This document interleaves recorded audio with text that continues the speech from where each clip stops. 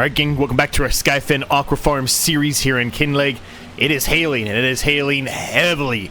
We're a little bit of a later start today because all it's been doing all morning is hailing, so there's not really a whole lot we can do as far as yard work goes or field work goes in that case because of the hail.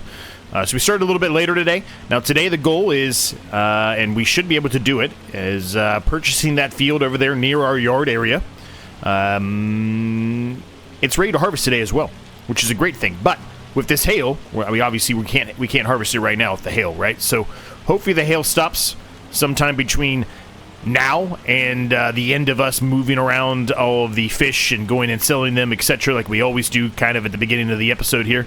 Let's hope, at least. If that doesn't happen, then I'm not sure when we're going to be able to harvest that field. It is ready to harvest today. I really want to harvest it today, but we need this hail to stop or to subside. In the top right corner, as you can see, the sun should come out at some point today. But, yeah, the hail is going to be persistent for a little while, I think. How's everyone doing today? I hope you're all doing well. Things are good here, man, all things considered. Having a good day. At this time of this recording, it's about, well, 2.5, I guess 2.5 days before I leave to go to Vegas. This video should, if I got everything correct here, and if I don't, I apologize, but if I get everything correct, this video should be out on my birthday, and I'll be in Vegas, so if I don't reply, you know, for a little while longer than I normally, that's the reason why. But yeah, I should be in, well, let's see. I would have played in the tournament yesterday. That would have been the first day. So if I made it past the first day, I would know at this point. So hopefully I did, right? Hopefully I made it past the first day. And hopefully I'm in the process of just having a good time on my birthday. And enjoying Vegas. As you do when you go to Vegas, right? I'm most excited about playing in the tournament. Second most excited thing for me is some of the different restaurants. So if you've never been to Vegas before, you can go to Vegas and not gamble a single dollar if you don't want to. I like to play poker. That's really the only thing I like to play. I don't really like. I hate slot machines, as a matter of fact. And if you like slot machines, I'm sorry. I'm not trying to offend you. They're just not for me. I just don't like them. Table games, hit or miss. Sometimes I'll play them, sometimes I won't. But my preference is just to play poker. I enjoy playing poker. I like the strategy involved there. I like the fact that I'm not playing the casino. I'm playing somebody else. So, poker's more my thing. But anyway, the other reason why I love going to Vegas is, well, my wife and I both got married in Vegas, actually.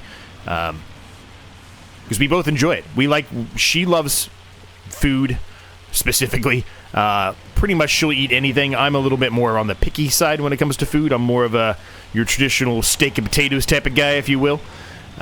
She is not, obviously. She loves every and all kinds of food, so we have the opportunity when we go there to, you know, let her branch out a little more and eat some stuff that she normally wouldn't, while I can still probably get a steak almost everywhere we go, or whatever I decide to get, a pork chop or whatever, chicken, whatever. But yeah, she could try some other stuff that it's a little outside my ballpark. I'm a little boring, as I mentioned, when it comes to food.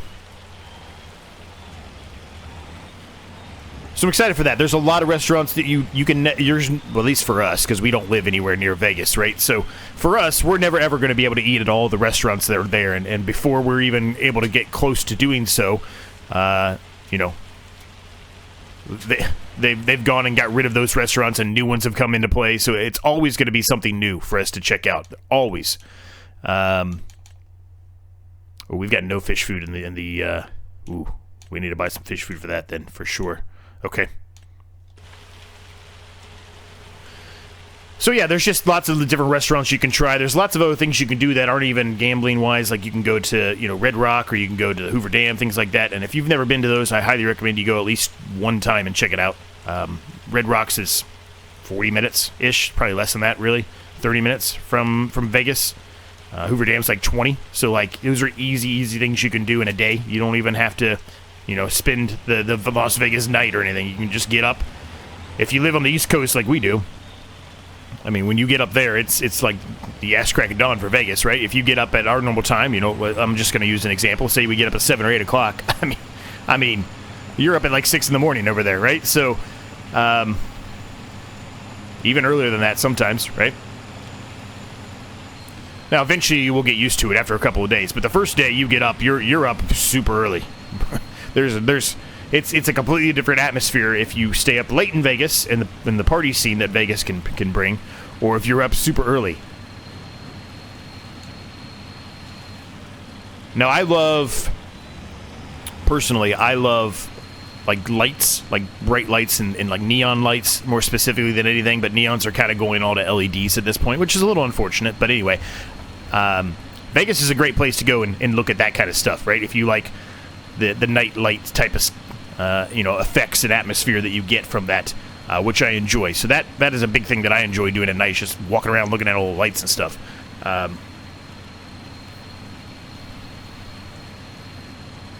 And I also love sports, so it's a great sports town, right?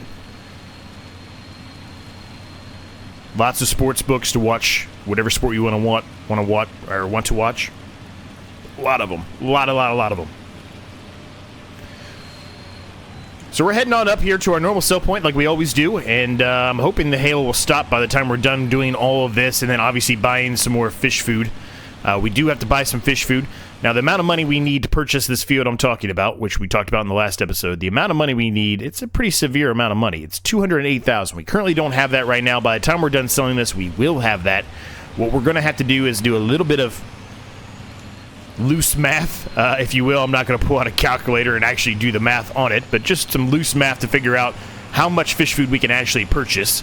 More than likely, the fish food that we do buy is all going to go to the Skyefin Aquafarm versus putting it into the trout lakes.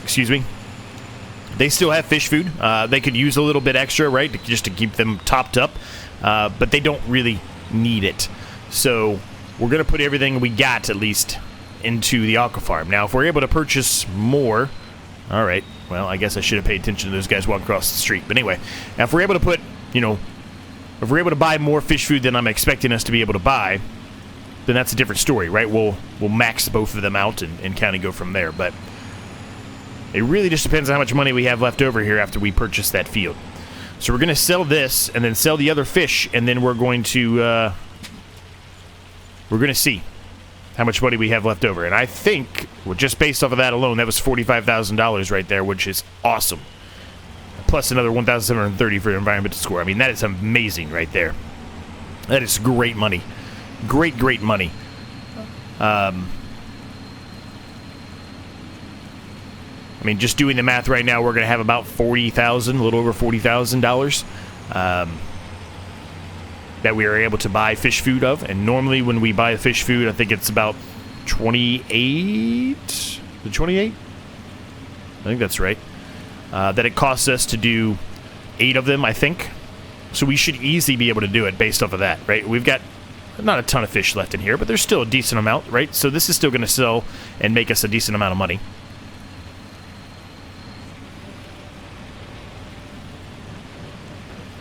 Yeah, hopefully you're all doing well. Things are cruising along well in this series, man. I'm very happy with where we've gone to on this series and where we came from. We've got a long way still to go.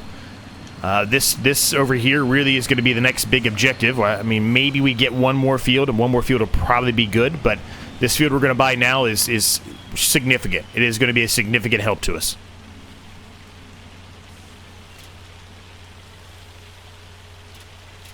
Perfect. So 30,000, almost 31,000, plus a 1,177 environmental score. It takes us up $285,372, which is awesome. Now, having said that, I believe that almost is enough money for us to buy the fish food production. The fish food factory, excuse me. It is enough money for us to buy the fish food factory. But as much as I would love to buy that right now, I don't think it's in the cards for the time being. As I mentioned, we really don't have enough fields to be able to try to be self-sufficient utilizing that fish food factory, right? So we really need to get at least this one field, if not a second one. Really, ideally, we probably need another one. Once we're done with that, then we probably have a better chance, I guess, is how I should put it, to potentially buy that. But really, the 2 fields we're going to have now, plus the small little tiny field we built in our yard, which is extremely tiny, it's not really sufficient enough for us to be able to make the fish food, right? We need 3 products, I think, is for the fish food. I think it was soybeans, flour. Now I'm forgetting what it was.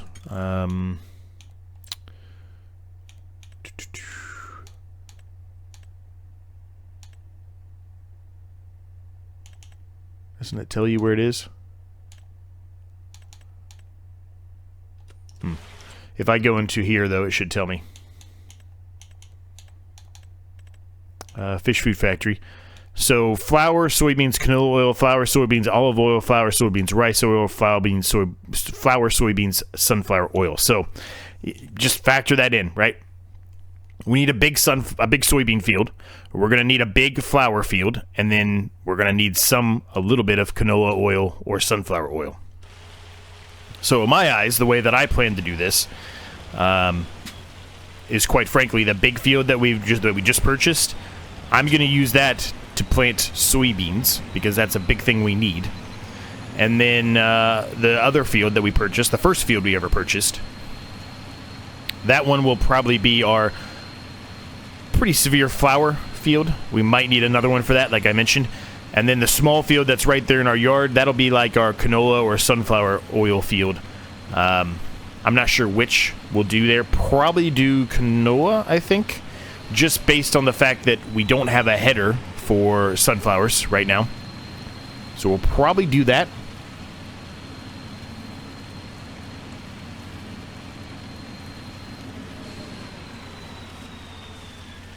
All right, so let's turn that off for a minute. Is there anything in the used market? No.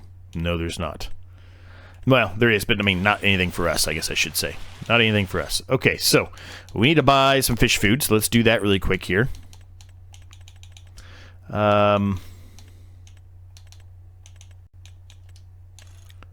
20,000, so I was actually off. So it's only $20,000 for 8 of them. I think I'm gonna buy 4 more. We'll buy $30,000 worth of fish food. That should be plenty. That should be plenty. That might be more than we need. I literally keep forgetting that this is not actually owned by us. We can use it, but it's not actually owned by us.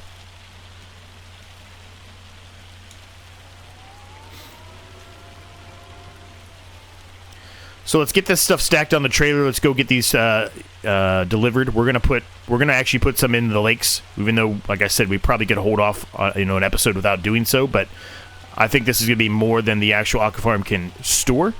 So we'll go ahead and just top those off, and then we'll bring the remainder down there, and then the rest of it will just kind of hang out there at the Aquafarm outside until it can actually ingest them.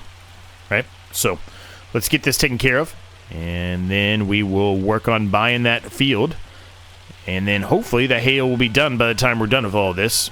Fingers crossed here that the hay will be done. And we can get harvesting. If not, I guess we're going to have to rest for a little while and then do some harvesting. Maybe go in and have an early lunch. At least for me, it would be an early lunch. Some people do eat around 11 o'clock. I do know that. But for me, I don't normally eat lunch in real life until about 1:30, 2 o'clock, which is late for a lot of people. But that's just what I do. That's when I eat.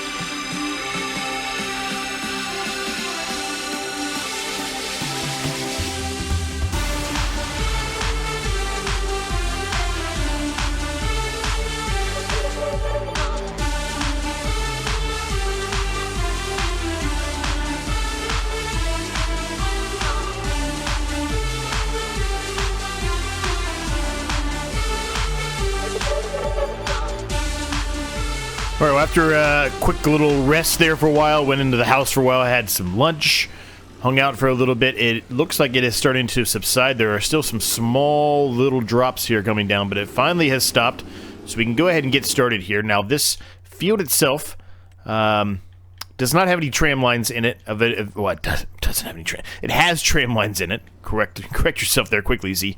It has hail damage. I'm hoping not a bunch more from where we looked. It is a bunch more from where we looked. I think last time I had 3. Now it's got a lot more.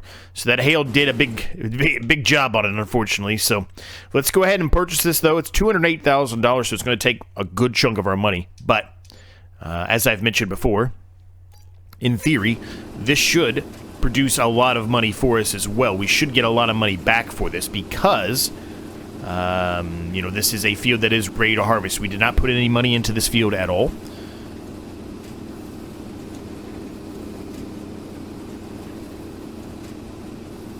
Now, it looks like it's dropping straw, but at the same time, I'm not seeing anything on the ground here. I guess it's there. It's just hard to see. Yeah, it's there. It's just really, really hard to see it. I was going to say, I swear I have it on drop. So...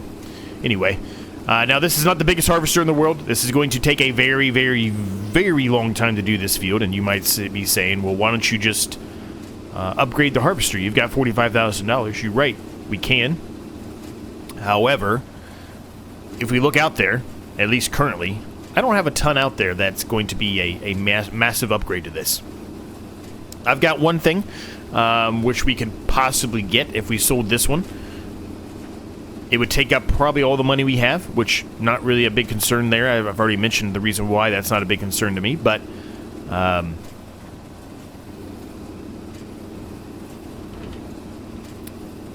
trying to decide if that's the right approach, though.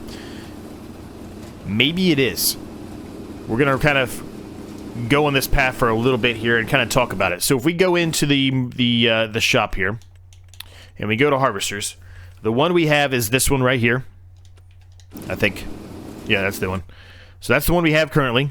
So if we sell it, we're only going to get probably $13-ish thousand. We have 45. So what can we do with that? Not really a lot. We're not going to be able to get the cloths, right? We're not going to be able to get a lot of this stuff. So as much as I would say that it's probably smart for us to do the upgrade, at the same time, I'm not sure it actually is something we can physically do at the current moment. I just don't think the money's there. We spent all the money on this field, right? So I think until we're able to sell some more stuff, like probably next month, right, we're going to have to suffer with this one. Now, the problem becomes this field's ready to harvest right now, right? So if we don't harvest it now and we wait one more month, can we still harvest it? Yes, we can.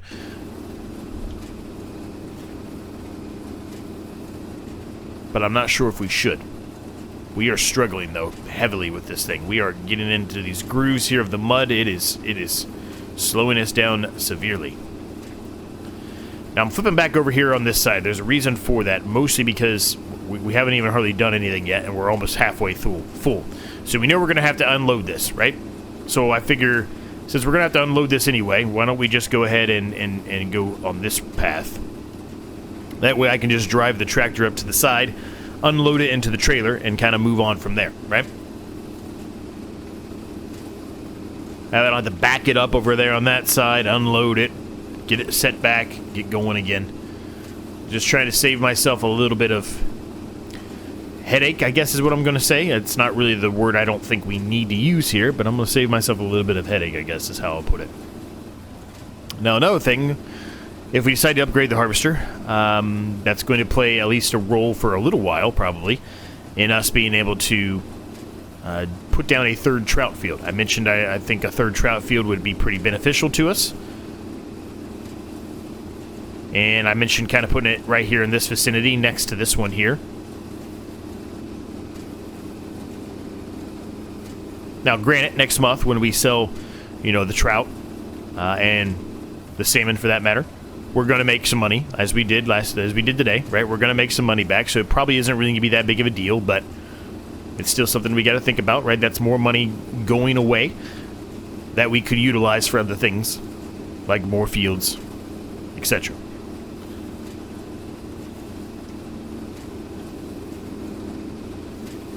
So I guess what I'm trying to get at is, more than likely, I'm going to stick with this harvester, even with the understanding that it's going to be a bit painful, and it's going to take a little bit longer.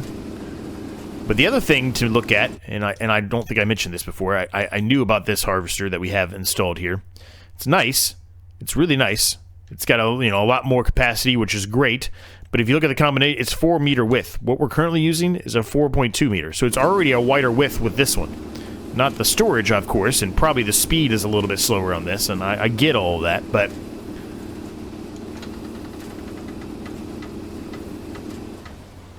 for the size of the harvester, the width of the actual header is actually pretty good. That's what I'm trying to get at, right? It's actually pretty daggone good. Now, what we're going to do is, once we get a full trailer load here, we are going to take this and put it into the mill and start making flour from this. The odds are, even though we probably could utilize, some of that flour,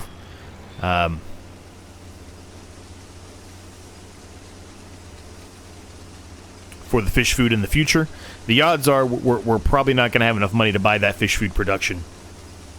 Or fish food factory, excuse me. Anytime soon, right? We're probably going to have to wait a little bit longer before we get to that point. We're going to need more fish, more trout lakes.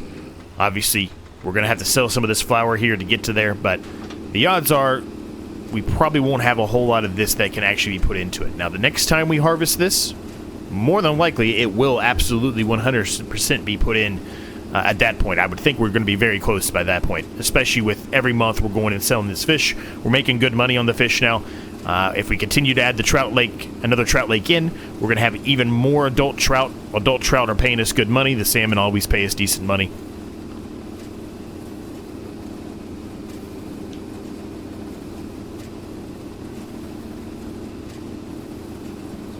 Now, I'm also going to be able to do a second episode here in June if I want to. We really haven't done that to this point, but I am allowing us to do multiple episodes here per month.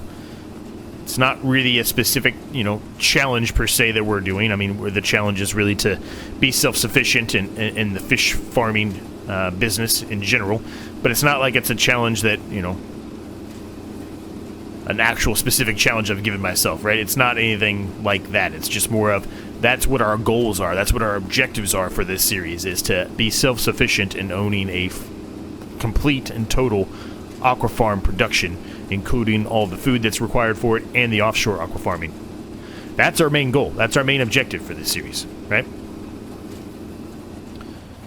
And a lot of people don't care about that, but there's just something inside me personally, some kind of a trigger that happens to me where if I'm doing some kind of a challenge, and I know in recent series I've kind of loosened that a little bit because most people do not seem to have that same kind of mindset as I do, and that's fine. But for whatever reason, whenever I'm doing a challenge, right, I just think skipping months is a bit cheaty. And I know a lot of people probably don't understand that and they don't agree with that, and that's fine. You don't have to, but it just feels to me like, well, I got nothing that I can do now. Maybe I'm going to jump months. And I know in an upcoming episode, a bit of a spoiler, but the competitive one-tile challenge, I kind of talked about that briefly in there. Saying, when we're doing this competitive one, there may be an instance where all three of us don't have anything to do. So, in that instance, we might jump, right? But if it was something where I'm doing it as a solo challenge, I need me personally to figure out ways and think of things to do that keep it from having to jump to the next month, right? I have to figure things out. I have to plan things a little bit better. It's a little difficult to say that I can force the guys to all plan exactly as I plan, right? We're all kind of trying our different approaches and going about it in different ways. Certainly some of us are using the same things. That's going to happen. It's going to happen. But you get what I mean, right? It's not like I can say, well, Krusty and Rusty, you needed to plan better. That's not my fault that you have absolutely nothing to do today. If I have a very small amount of things to do, it's going to take me 10 minutes and they have nothing to do. Why would we do an episode? Does that make sense? Hopefully that makes sense. But that's kind of what I'm talking about, right? I just went on a rant for absolutely probably no reason. But anyway, you guys know I like to rant every once in a while, and that's where that was. So, all right, so we're unloading the second time already. We are almost around one headland pass here. Almost.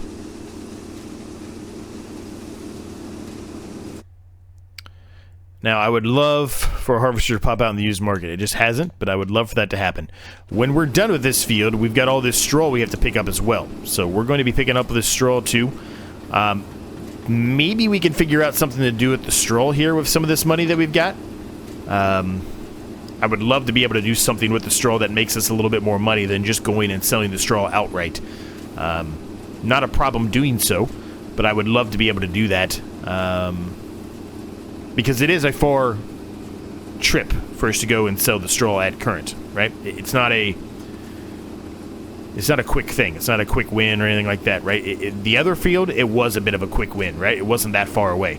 Now, we've got a pretty far drive to go and sell this. If we're going to sell to the anima dealer, of course. There could be something better. I don't know. But either way, it's going to be a far away, I would assume. I don't think there's anything over here near us that we can go and sell at quickly. Now, you could argue, well, I can put my own sell point down. And I can. You're right. I could. And maybe we will. Maybe we will. I don't know yet. But, yeah, I think I would prefer, instead of doing a sell point, I think I would prefer to go the approach of maybe turning the straw into something else, whether that's straw pellets and maybe doing some kind of a heat production or whatever it may be. I think I would prefer to do something else with them. Not sure what yet. That's something I've got to kind of think about here. But yeah, I think my preference would be to try something a little bit different for the straw here. If we can afford it, of course. Then the first time we might not be able to afford it. The first time we might have to do what I just said, right? That's all part of it, right? That's all part of the series itself and all part of the game, right? If we don't have the money for it, we don't have the money for it. But let's hope that we're able to find something that we can incorporate for the straw. One, just to change things up, give it a little bit of a different flair, a little bit of a different perspective on what we can do with straw. And two, personal preference to not have to drive it so far with our forage wagon, loading wagon type approach, which I love that thing. It just doesn't store that much, right? So it's going to be 20 trips probably when this field is all said and done. I might have been exaggerating a little bit, but that's just, it's going to be somewhere around there is my guess.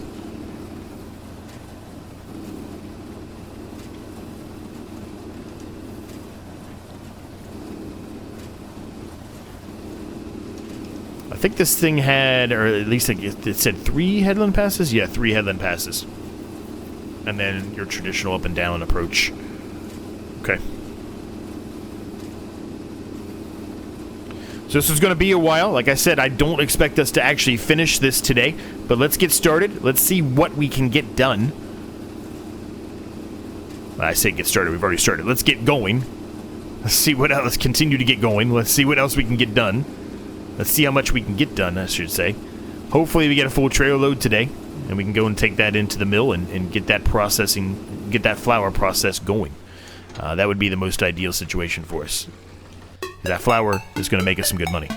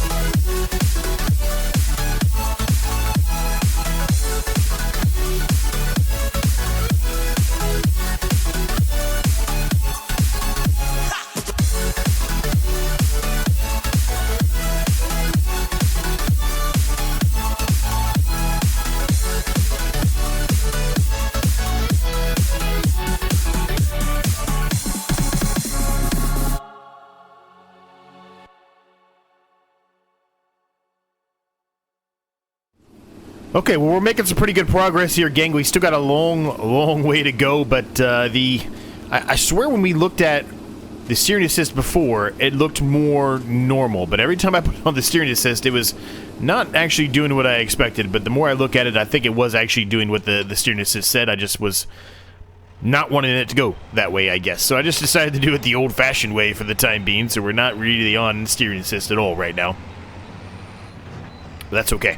We did get a full trailer load. We've already got 33% in this one, and we're going to unload here once again. I think the remainder of what's left, more than likely, will be left for the next episode. We might finish going down to the end of the path here, but more than likely we're going to leave the rest of that for the next one.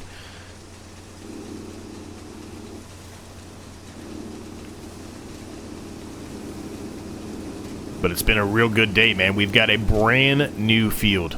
It's super exciting. This is super exciting. This is the largest field we have, and it's not even close. It's by miles. Quick autosave here. So this field here, to put soybeans in, I think we've already missed the mark there, right? We have missed the mark. Now, I don't think there's going to be anything else really we can put in here, with the exception of maybe putting in some oilseed radish. That might be something we do, because if we do oilseed radish, it'll at least give us the first application of fertilizer when it comes time to drill the soybeans, which will save us a little bit of money in the long run. So we might do that. As a matter of fact, I would expect that we will do that. But next episode, we're still going to be in June. Hopefully we'll be able to get this harvest done before it goes dark. And then likely in July, we'll pick up all the straw off the ground, and then we got to get it, you know, prepped and ready to go, I guess, for more than likely oilseed radish going in, right? Now, I could just drill it outright. I do have a direct drill to do that. I might plow it up. I'm not positive what I'm going to do yet. There's a high probability that I will plow it up, mostly because we don't have a sprayer at all right now. So more than likely, I will be plowing it up. So we've got a couple of things that we have to do here over the next couple of months. And in oilseed radish, we can honestly drill that all the way up until October. So yeah, that's probably what we'll end up doing here. More than likely, I would suspect, at least, that's what we're going to do.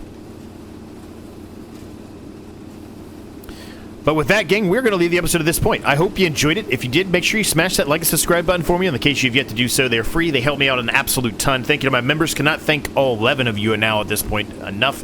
It's crazy. Thanks for your support. There's a link down below if you're interested in that. You get early access to videos like this one, including the ever-popular competitive one-tile challenge. Yeah, thanks for watching. Thanks for your support. I really appreciate it. My other channel link is down below. I also have my Discord down below if you're interested in that, which you can share your progress on anything you're doing, whether it's screenshots or videos that you might be making on YouTube, and see if anybody else might be interested in checking out your stuff. I will also try to check it out. I know I've got some comments I need to reply to. Like I said, by the time this comes out, I will be in Vegas. It is my birthday today, so I don't know when I'll reply. A lot of the times, you know, even when I'm not on a trip, you know, it takes me 3, 4, 5 days even sometimes to get a reply to you for multiple reasons. But I do try to reply to every single comment. At least the first comment, bare minimum, I try to get a reply out to you. Sometimes YouTube doesn't notify me of any kind of following reply after that, but at least your first comment, I will always get a reply to you at some point, I assure you.